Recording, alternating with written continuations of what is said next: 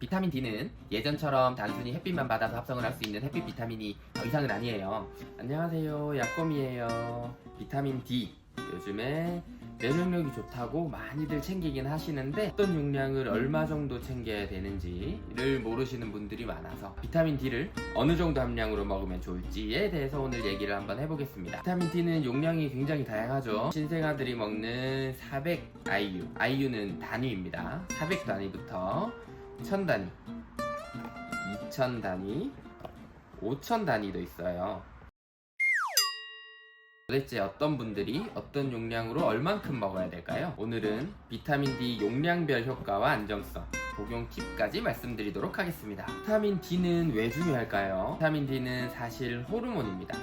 면역세포나 뼈세포, 근육세포, 뇌신경까지 범위가 굉장히 넓어요. 그래서 면역력을 향상시키기도 하고요. 뼈 건강 자체를 강화시키기도 하고요. 많은 분들이 간과하시는 게 D가 부족하면 우울감이 들거나 기분이 굉장히 업다운이 심해질 수도 있습니다. 그래서 기분 조절도 가능하고 요즘에는 암 예방도 된다는 연구가 굉장히 활발해요. 그래서 비타민 D에 대한 관심도가 많아지고 있는데 현대 사람들은 수년 정도 전만 해도 비타민 D는 햇빛 비타민이라고 해서 햇빛을 쐬면 우리 몸에서 생성을 할 수 있는 비타민이기 때문에 많이 드시지 않는 제품들 중에 하나였어요. 하지만 현대 사회에서는 자외선 차단제도 많이 쓰고요. 실내 생활이 주로 이루어지고 있기 때문에 햇빛만으로는 비타민 D가 부족해서 따로 외부에서 복용을 해야 된다라는 연구 결과들이 굉장히 많습니다. 그렇다면 국내에서 하루에 권장하는 용량은 어느 정도일까요? 국내에서 하루 권장하는 용량은 800에서 1000 IU 정도입니다. 굉장히 놀라셨죠? 신생아가 400 IU 정도를 먹는데 신생아의 몸무게의 20배 정도 되는 성인이 400 IU의 20배면 8000 IU 정도를 먹어야 되는 게 아닌가? 라고 생각하는 게 정당하실 텐데 왜 800에서 1000 IU 정도를 권장을 했을까요? 이거는 사실은 혈중 비타민 D 수치를 가지고 말씀을 드리면 편한데 ml당 30에서 50 나노그램 정도가 적정 수치입니다. 20 나노그램 미만이 되면 결핍이라고 표현을 하고요. 오히려 1000 나노그램 이상이 되면 비타민 D가 훨씬 더 많기 때문에 고위험 구간으로 넘어가게 됩니다. 30에서 50 정도로 조절을 하시는 게 굉장히 중요하고요. 비타민 D가 부족하다라는 것은 ml당 20 나노그램 미만이기 때문에 이것을 높이려고 하면 국내에서 권장하는 800에서 1000 IU가 아니고 그거보다 훨씬 더 고함량을 먹어야지만 우리의 곡간을 채울 수가 있습니다.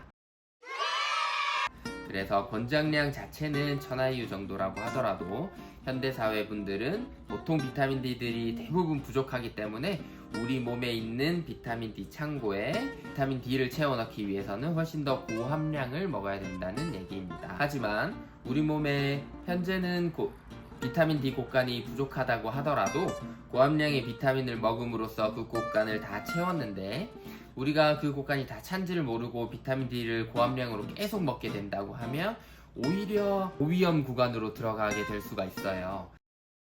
그러다 보니 비타민 D는 고함량으로 드시는 거는 추천을 드리되 1년에 한 번 정도는 병원에서 비타민 D 수치를 확인을 하셔서 우리 몸에 비타민이 적정이 있는지를 꼭 체크를 하시고 드시는 것을 추천을 드립니다.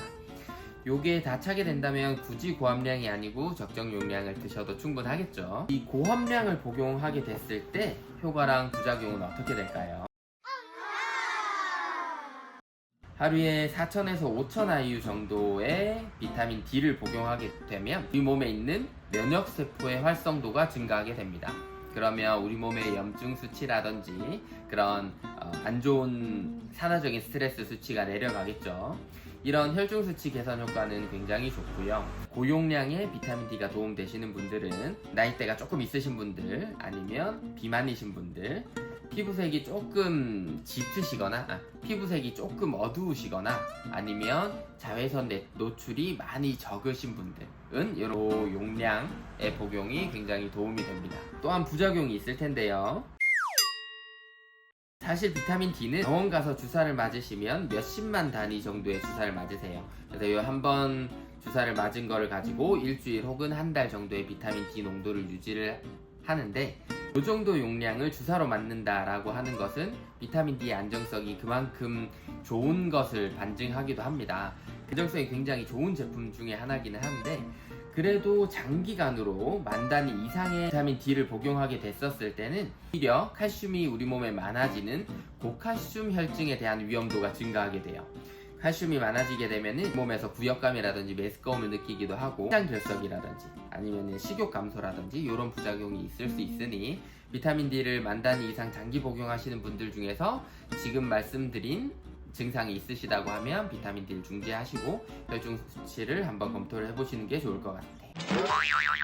비타민 D는 비타민 B나 C 같은 수용성 비타민과는 다르게 지용성 비타민이에요. 지용성 비타민이라 축적 가능성이 있습니다. 따라서 간 기능 저하나 신장 질환이 있으신 분들은 모니터링 하에 복용을 하시는 것을 추천드립니다. 복용법은 지용성이라 식후에 드시는 게 굉장히 좋아요. 그런 지방질이랑 같이 복용을 했을 때 흡수율이 훨씬 더 올라갈 수가 있고요. 마그네슘이나 아연, 비타민 K2 같은 것과 같이 복용을 했을 때 흡수율을 많이 높일 수가 있습니다. 비타민 D는 예전처럼 단순히 햇빛만 받아서 합성을 할 수 있는 햇빛 비타민이 더 이상은 아니에요.